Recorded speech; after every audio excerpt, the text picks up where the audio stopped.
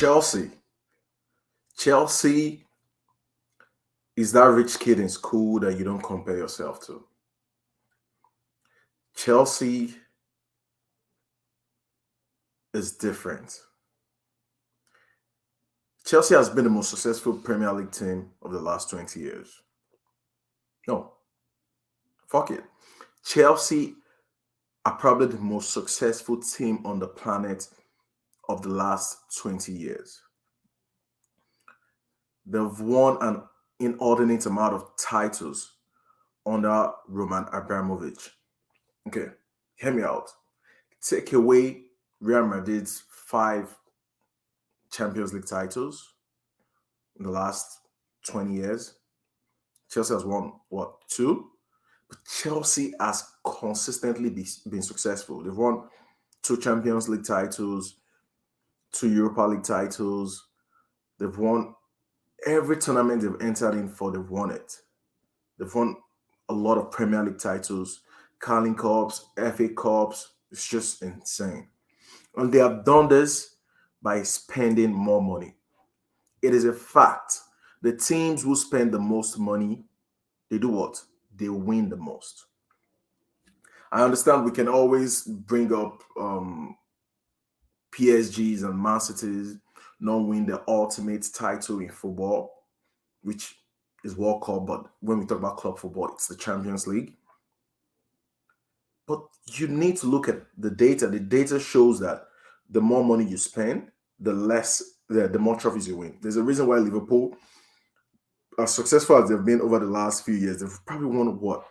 Only 5 titles in like 8-9 years of Klopp being there. Guardiola has won more than 15 titles. Fine, he hasn't won the Holy Grail that he was brought in to win at Man City. He's won the most because he has money to fix problems. Guardiola can come in, buy Claudio Bravo from Barcelona and be like, oh, 6 months, 9 months time.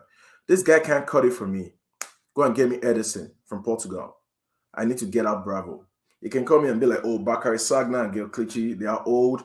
They can't run. They're not athletic enough. Go and get me Kyle Walker. Get me Alexander Zinchenko.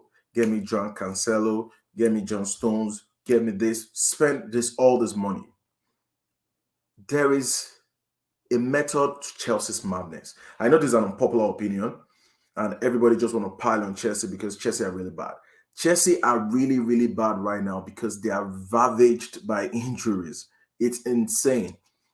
Any team in the world, no matter how good you are, will struggle immensely without the caliber of players that Chelsea have injured. Arsenal, as an Arsenal fan, Premier League table toppers, champion in waiting, as I would say. We would struggle immensely. We struggle immensely when we don't have Thomas Partey, who was arguably been the best defensive midfielder in the Premier League this season. Chelsea don't have N'Golo Kante. They've not had N'Golo Kante. Kante played 5 straight games for the last 2 years. Kante will go down as one of the best DMs in history. You can't lose a major component of your team like that and not feel it. They haven't had James. James is one of the best right backs in the world. They haven't had Chilwell, one of the best left backs in the country. Chelsea probably have only had one player in their back line who has been consistently present and who is probably the best defensive player in the Premier League. And this is Thiago Silva. Thiago Silva is the best defender in the Premier League. I know Arsenal fans want to say bring on Saliba and Gabriel. They've been phenomenal. But I watch Thiago Silva every time. This guy is just absolutely insane. But he can't do it alone. Cesar Azpilicueta is past his due date. He's gone. Cucurella hasn't adjusted to Chelsea. They need time. I understand that they're spending money frivolously, and I understand that there's a little bit of laissez-faire and scattergun approach to spending the money. But they have a plan. There's a reason why they are signing players on 7-8 years contract. It's risky, right? But it's also helped them escape financial fair play. And they have a clean slate because Roman Abramovich kind of like sweep out every debt that Chelsea has accrued over the years. Chelsea had like £2 billion in debt. And Abramovich wrote it off for his love for Chelsea. So it's like you're starting a club afresh, no debt. What would Barcelona give right now if they don't have any debt? Barcelona keeps spending money.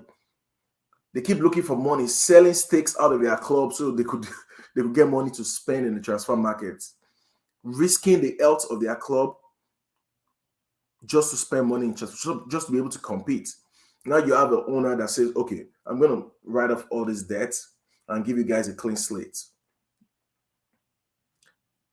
Think about the kind of attacking players Chelsea have signed.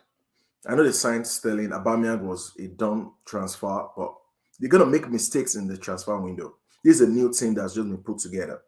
Boy coming in, he had to fire all the de facto director of football and Peter Cech. He let all of them go because he wants his own team. Understandable. Most organizations will do that because you want to stamp your authority on the team. Now he's getting his own people into the team, he's getting his guys into the team, and they're trying to build a structure. It's not going to take long before Chelsea eats the deck running back because they have money and they're buying top class talent. Michael Modric is a player Arsenal have scouted for at least 1 year consistently, and we've seen that Arsenal's approach to transfer has been phenomenal. The age profile is good. It fits what Potter did at Brighton, and he's a player who is electric. He just needs to adjust to the league. Madueke, another player, terrific young player. They're trying to put together a squad, and I'm sure they're going to revamp the squad and get a lot of the dead wood out of the team. A lot of players who are fertile to deceive. Players like Hakim Ziyech, they've not been consistent enough, even when they've given them the chance. Christian Pulisic, injury prone. Chilwell and James, a decision has to be made on these guys. Okay, we're keeping them, but we can't rely on them. We need to get replacements for them in case they are not available. That's why Chelsea are signing the Badiashiles and signing the Cucurelas of this world. So I know most people are not seeing the bigger picture. I know most people are not seeing it because the same way people are not seeing when Arsenal were trying to build a team with Arteta, when we came 8th twice. People don't look at the bigger picture. Fine, I reckon that Arsenal do not have the financial prowess of a Chelsea. Manchester United, that's a team that didn't have a plan for a long time. They had Solskjaer. I never believed Solskjaer was doing anything, even when they came second or third in the league. Because I didn't see the plan. I just no tactics, no nothing. I didn't see a coach that could bring the harmony together in the squad, that could actually build a team. Well, Manchester United, for example, have a coach that can actually build a team. And if they can get the money into the team also, they would be successful. Premier League clubs have an excess amount of money.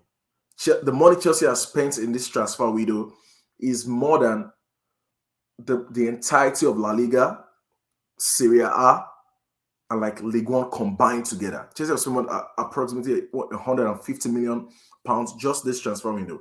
They spent like £300 million in the last transfer window. It's insane, but they have the money.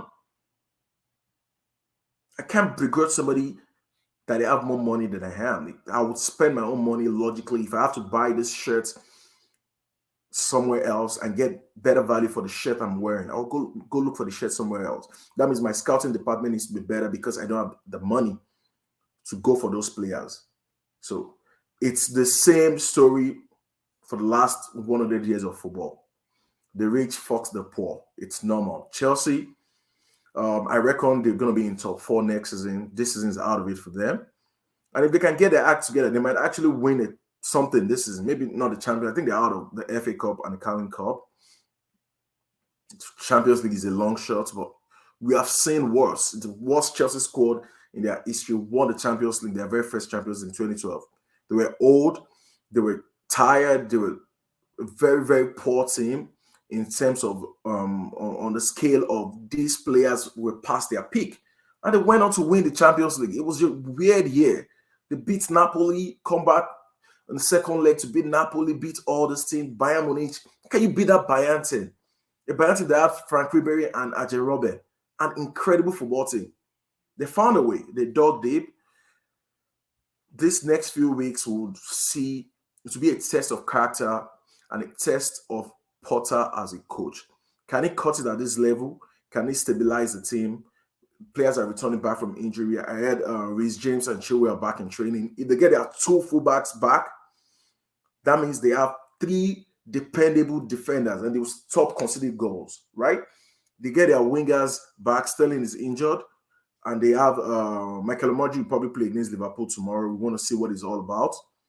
I, as an Arsenal fan, will have a keen eye on the game because I want to see, because this is very sample size of what he has actually done, very snapshots of his career. He's barely played 30, 40 games in his career. So I want to see what this guy is actually about and if Chelsea are getting value for money.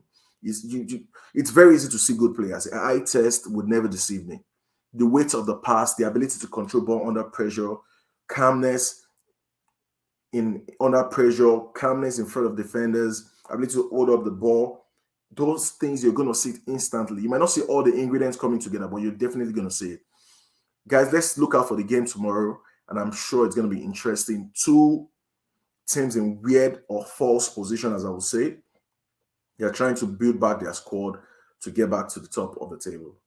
Thank you guys so much for having me. Don't forget to click the like button, subscribe, and share with your family and friends. I really appreciate it.